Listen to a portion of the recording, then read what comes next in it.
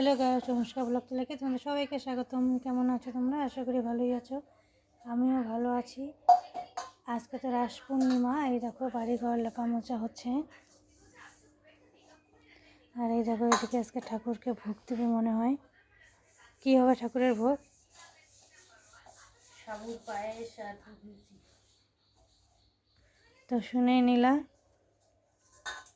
আজকে আমার রান্নাবাড়ি নাই। আজকে এই দেখো রান্নার দরজা বন্ধ।